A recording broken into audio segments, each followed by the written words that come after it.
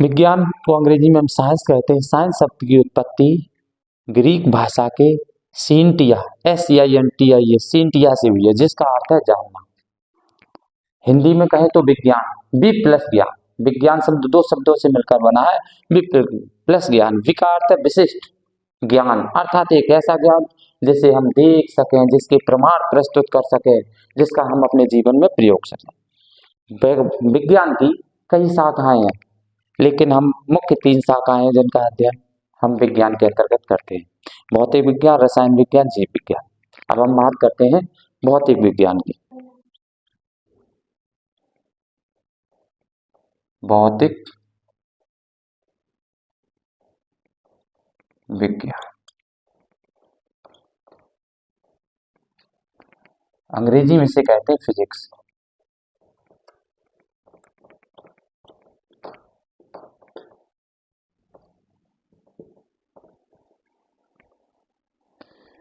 भौतिक विज्ञान, फिजिक्स शब्द की उत्पत्ति ग्रीक भाषा के फ्यूसिस शब्द हुई है, जिसका अर्थ है नेचर।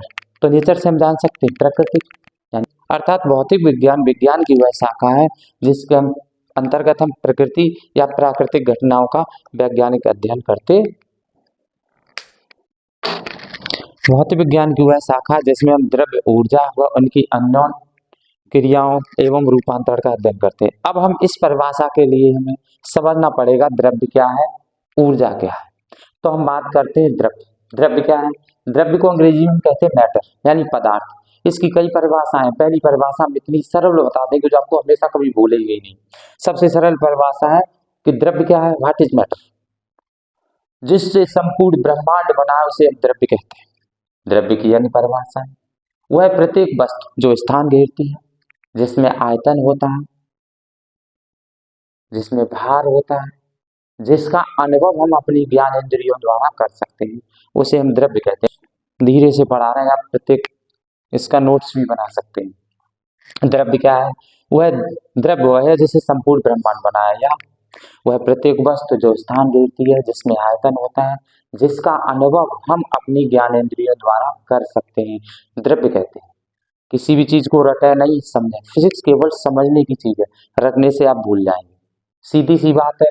प्रत्येक वस्तु कोई भी ले लो, ये डस्टर है, देखो ये जगह घेरता है, इसमें आयतन भी होता है।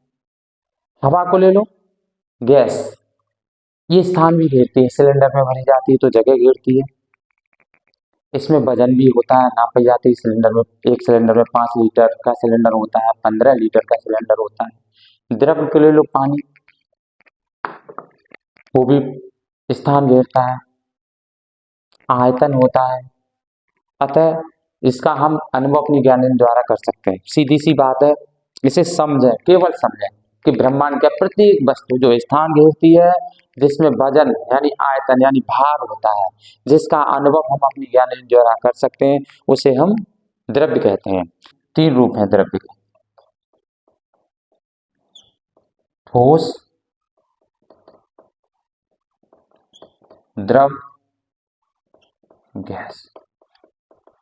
अब इन ठोस, द्रव, गैस की परिभाषा याद नहीं करनी, केवल समझनी है। क्या? आयतन और आकृति, केवल 2 शब्द याद रखो, इनसे ही परिभाषा।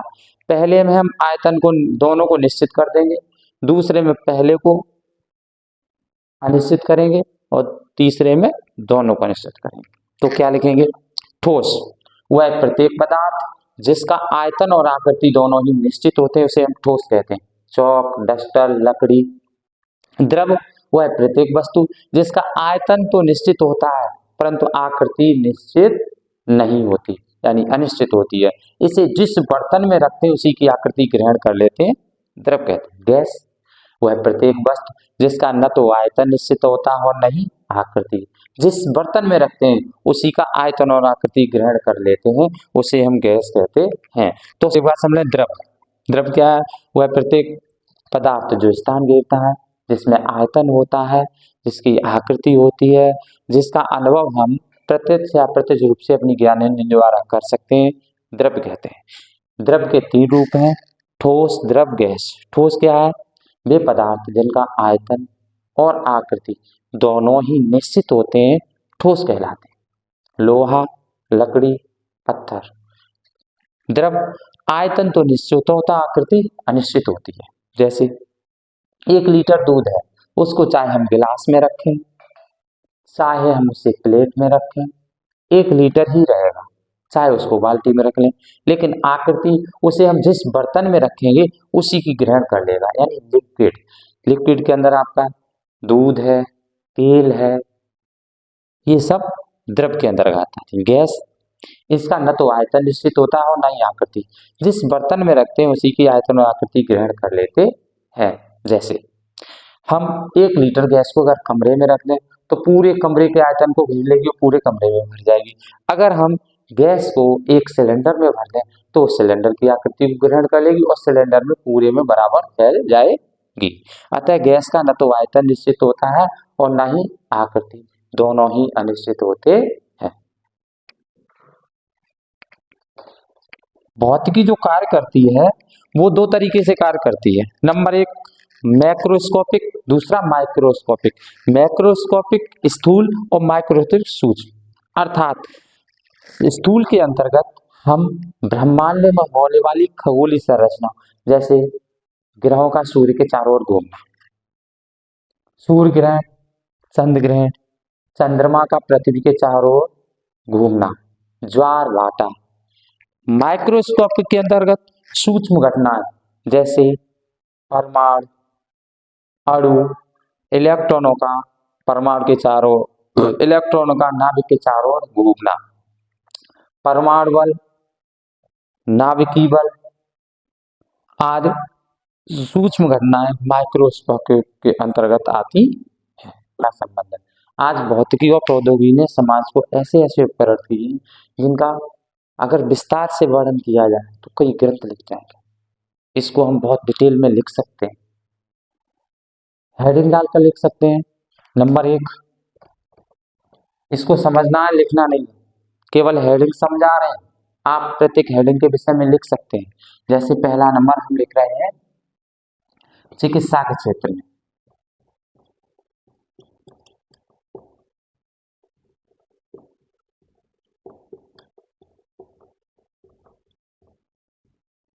भौतिकी प्रौद्योगिकी ने आज समाज को चिकित्सा के क्षेत्र में ऐसे ऐसे उपकरण दिए कि बिना किसी पीड़ा के आसाद से आसाद ऑपरेशन किए जा सकते हैं। चिकित्सा के क्षेत्र में आज विज्ञान ने ऐसी अशोचनीय वृद्धि की है, इतनी प्रगति की है, जिसका आज समाज को बहुत ही लाभ हो रहा है।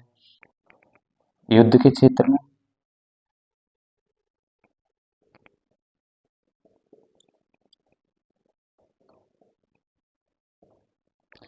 भौतिकी प्रौद्योगिकी ने समाज को युद्ध के क्षेत्र में आज अणुबम, परमाणु बम, हाइड्रोजन बम, AK-47 और ऐसे कई प्रकार की बम प्रदान किए हैं, जिससे किसी भी देश पर अगर फेंका जाए, किसी भी राज्य को, किसी भी देश को नक्शे से गायब किया जा सकता है। जमीन से जमीन पर मार करने वाली, जमीन से आकाश में मार करने वाली, पानी से पानी में मार करने वाली अनेकों यंत्र प्रदान किए हैं, जिनकी सहायता से हम आकाश में ही नहीं, जमीन के अंदर, पृथ्वी के अंदर, पानी के अंदर, हवा में, वायु में, पृथ्वी में, कहीं भी दुश्मन से लड़ सकते हैं। नंबर 3, मनोरंजन के क्षेत्र में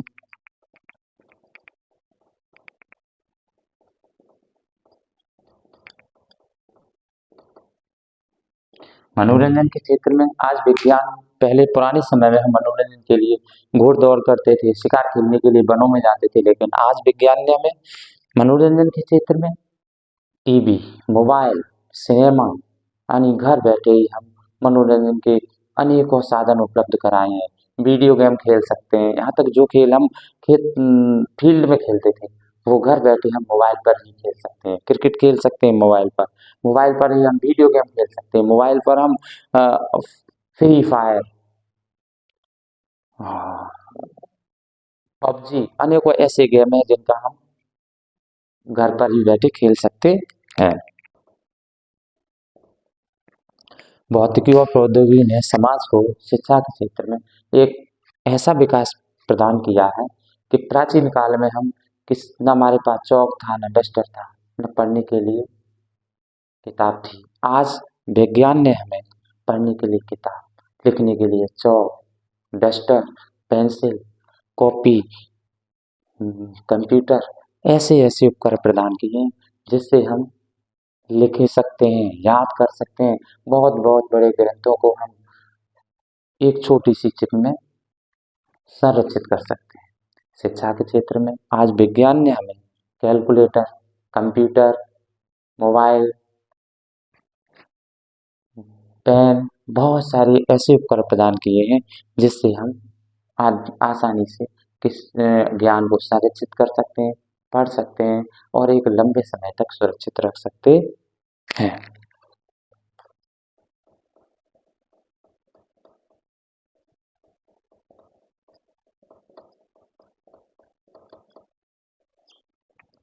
प्राचीन काल में हम एक स्थान से दूसरे स्थान तक जाने के लिए घोड़ा गाड़ी, बैलगाड़ी का इस्तेमाल करते थे।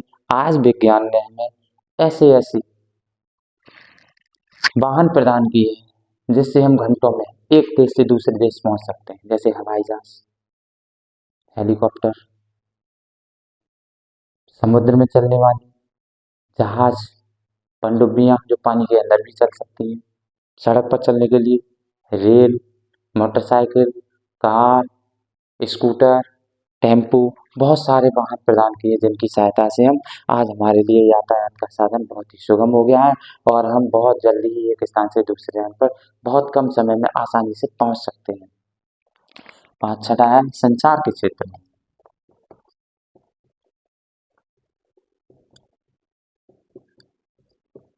प्राचीन काल में हम सूचना भेजने के लिए कबूतर का इस्तेमाल करते थे।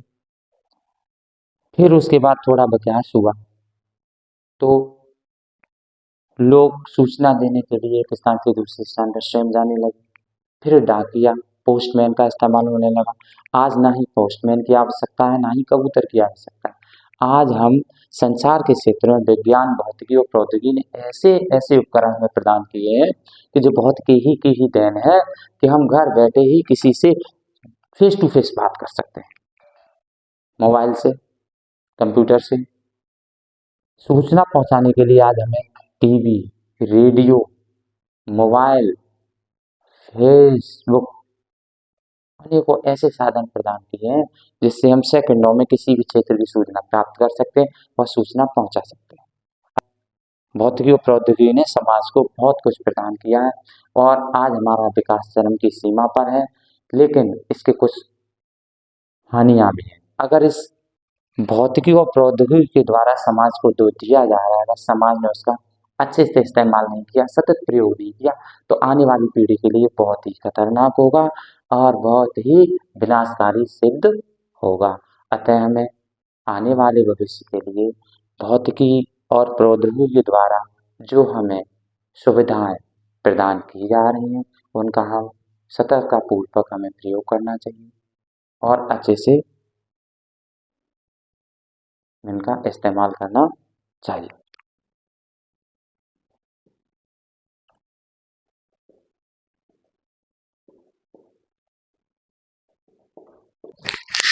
अब हम बात करते हैं प्रकृति के मूल बल, फंडामेंटल फोर्सेस इन नेचर। ये 4 हैं: गुरुत्वाकर्षण बल, विद्युत चुंबकीय बल, प्रबल नाभिकीय बल और क्षीण नाभिकीय बल। इनको इंग्लिश में बोलते हैं gravitational force, electromagnetic force, strong nuclear force, weak nuclear force. इनको नाम से ही आप समझ गए होंगे। गुरुत्वाकर्षण बल, इन बलों की हम आगे चलकर विस्तार से चर्चा करेंगे। हम बात करते हैं गुरुत्वाकर्षण बल। ब्रह्मांड में, इसे बल न्यूटन ने दिया था, ब्रह्मांड में किन्हीं 2 पिंडों के बीच लगने वाला बल गुरुत्वाकर्षण बल इन दोनों पिंडों के द्रव्यमान के गुणनफल के समानुपाती और बीच की दूरी के वर्ग के समानुपाती होता है। हम इसकी बात करें तो यह ध्यान रखने वाला है, यह आकर्षण बल जो होता है उन दोनों पिंडों के द्रव्यमान पर ही निर्भर करता है।